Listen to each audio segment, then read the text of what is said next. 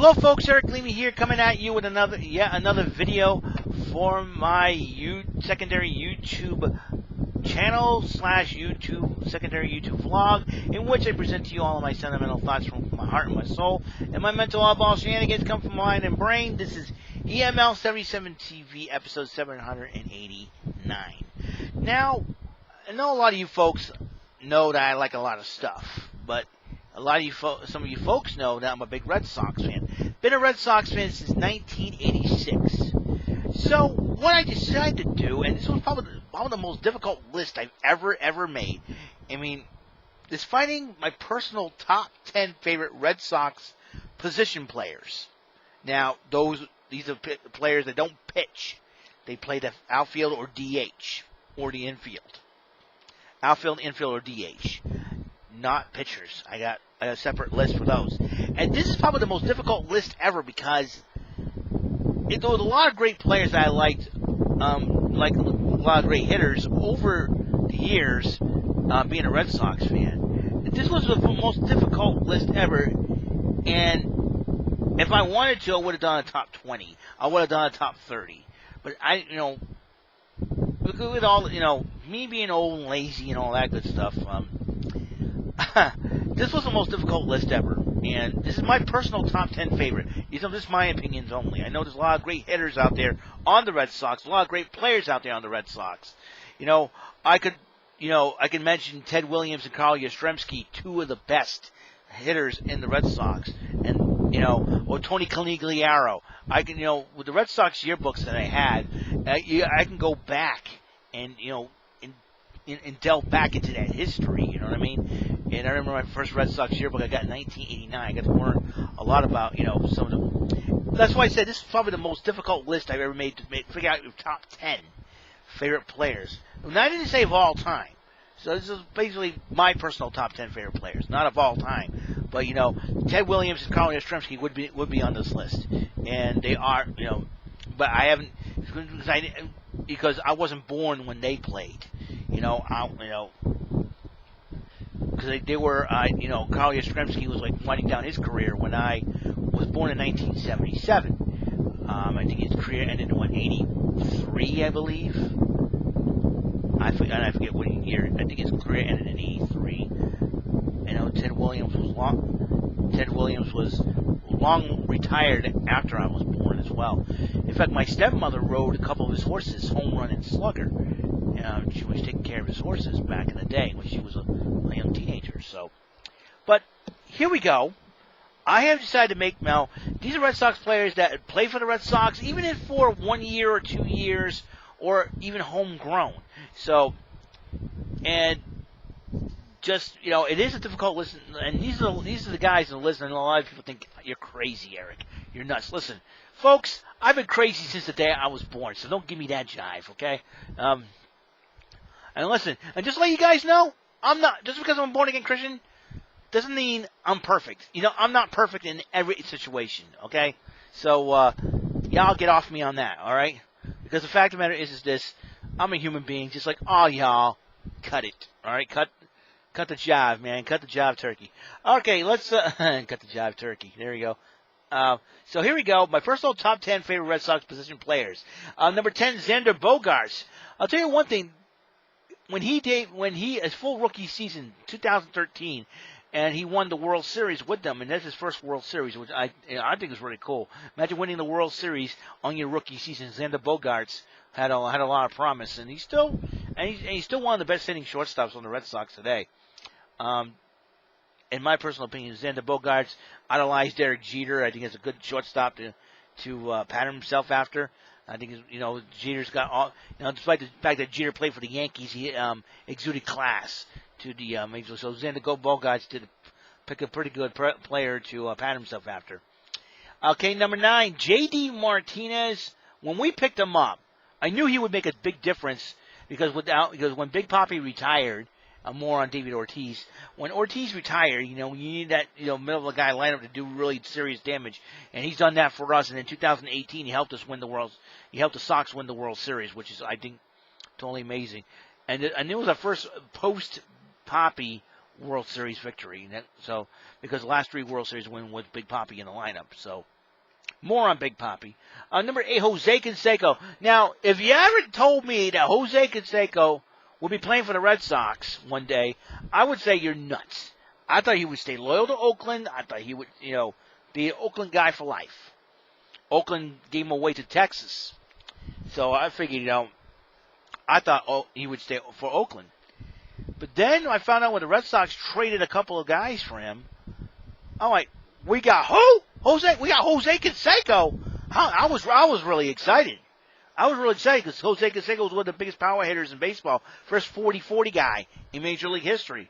And Jose Canseco, and then you add him and Mo Vaughn at the time, and I thought, the 1-2 punch, the new version of the Bash Brothers, will be bashing the ball out of the ballpark. And not only that, we could end up going to the World Series. You had Clemens, you had Wakefield. Wakefield came over, and I figured we got a good chance, but unfortunately, Cleveland made sure that didn't happen. They swept us out of the playoffs in '95 in the division series. So, but Jose Canseco can still hit the ball. So I thought he'd be one of my favorite players on the Red Sox. When he played from was it 93 to 96, 97? I don't know. 93, 96, I believe. 92 was 92, 96. I forget. I know in the early 90s he played for the Red Sox.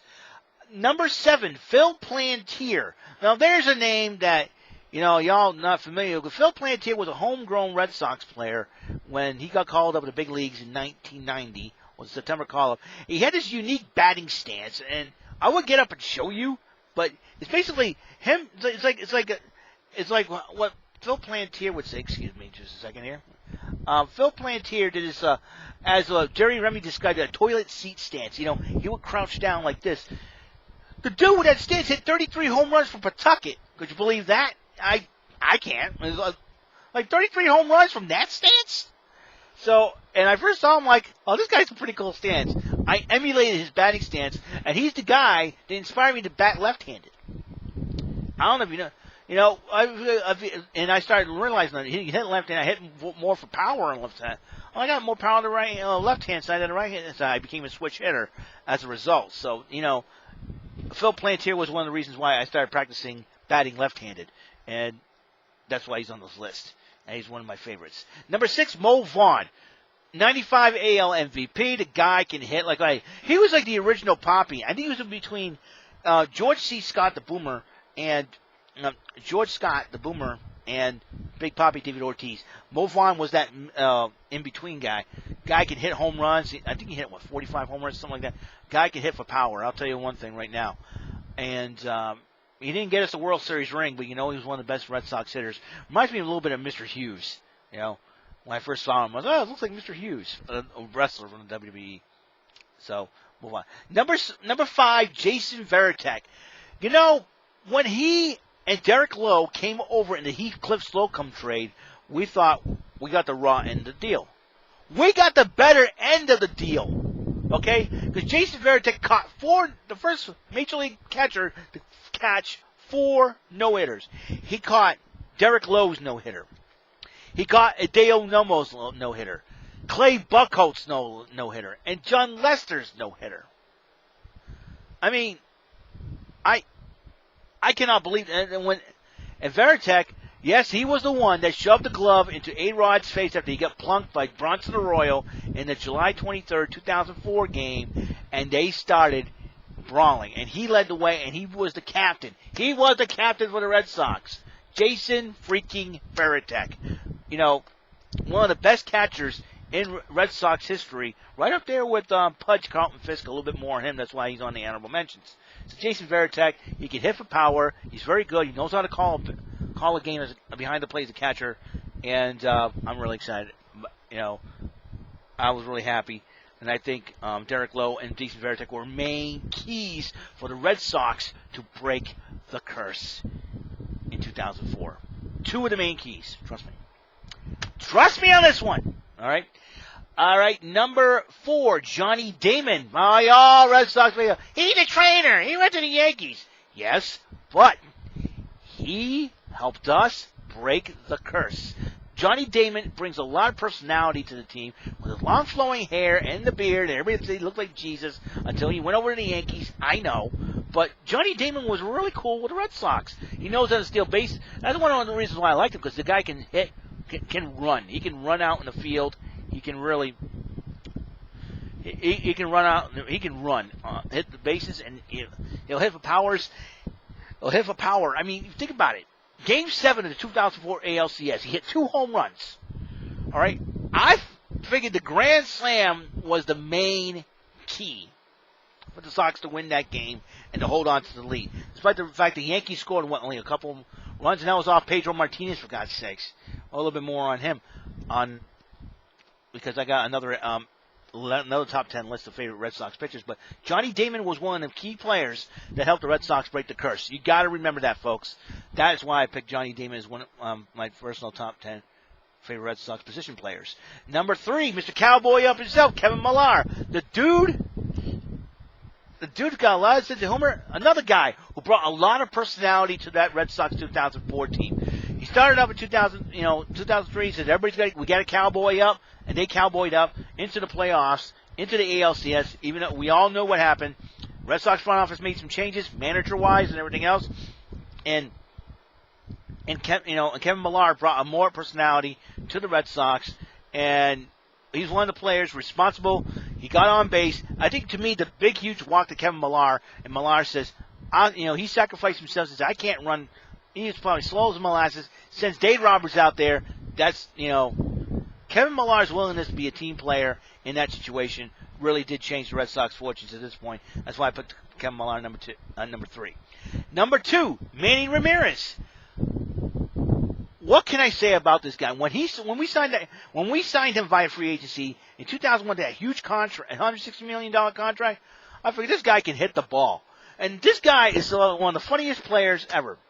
I mean, he goes into the Green Monster and everything else. I remember him, he caught a ball, high-fives a fan, throws the ball, guns another runner out for a double play. Who does that? And you got Manny being Manny. You got that 2007 walk-off home run where he just hits the ball, drops the bat, and just lifts his hand because he knew it was gone. I mean, Manny freaking Ramirez, let me tell you. Oh, he's in the... So...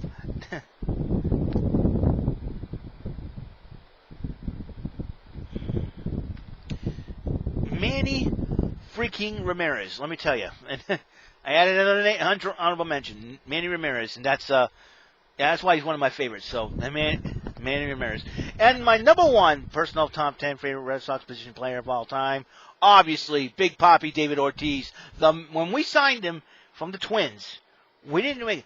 And then once we gave away Shea Hillenbrand, I think, to Arizona for Young Kim, that changed the Red Sox fortunes. He started hitting game-winning homers, being clutch, and then 2004, the man's legacy he was the ALCS MVP of 2004. I mean, dude hits 2 clutch hits in games 4 and 5 of the ALCS that year, 2004, for the Red Sox to make that improbable comeback.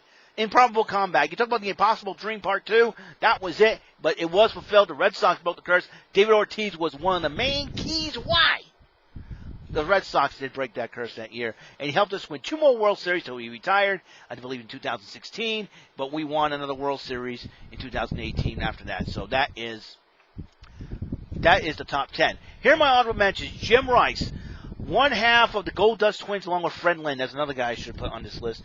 Man could hit, and I remember a young kid got hit with a foul ball, and Jim Rice went over, made sure the kid was rushed to the hospital and everything else. He was a true hero in that state, so that he earned my respect. Jim Rice won the endless Nesson. He's one of the reasons why. Carlton Fisk, the man.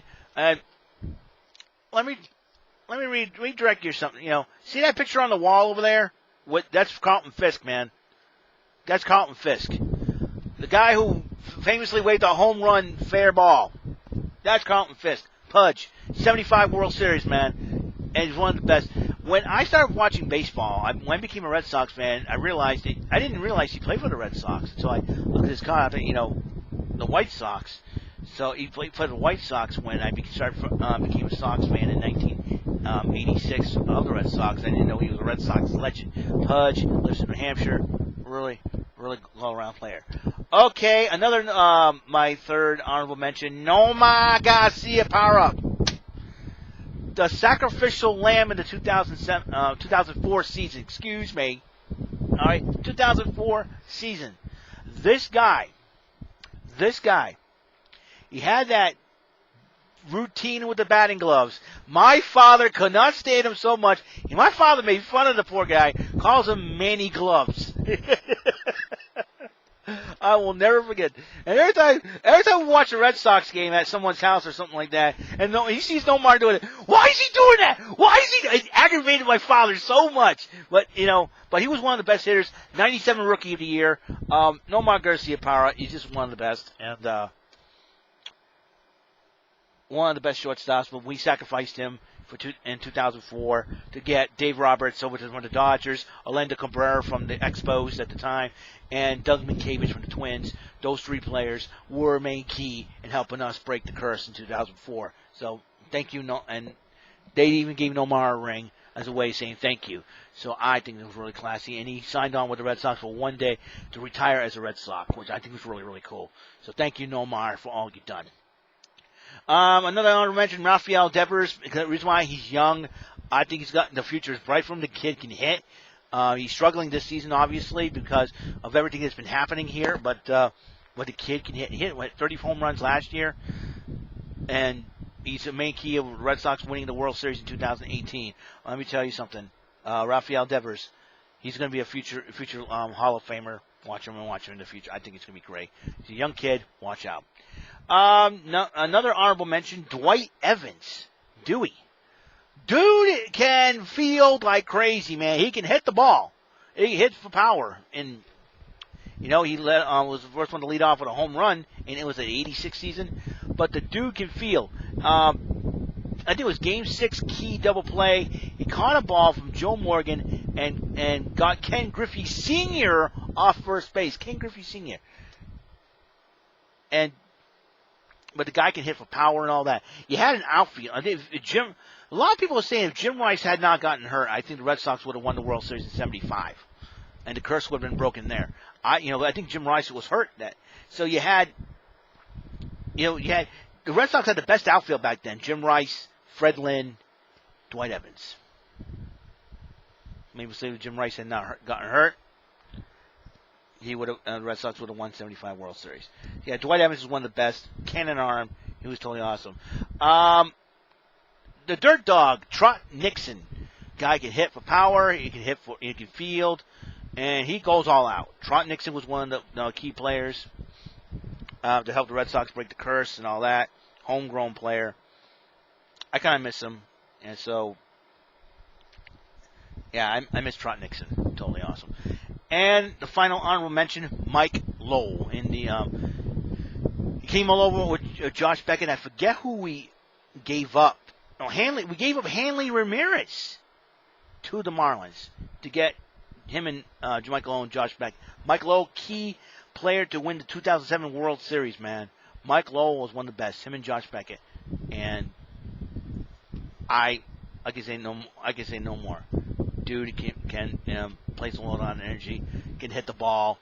He's amazing. So, okay, these are my first top 10 favorite Red Sox position players, and the honorable mentions there. If you guys have any thoughts on those, let me know in the comments. I appreciate that. I know a lot of hardcore Red Sox fans out there. All right, that is all for episode 779 of EML77 TV, personal top 10 favorite Red Sox position players. I will give you my personal top 10 favorite Red Sox pitchers on the next episode with some honorable mentions as well. I will see you guys later. You guys have a wonderful day, and see you in episode 780. Laters.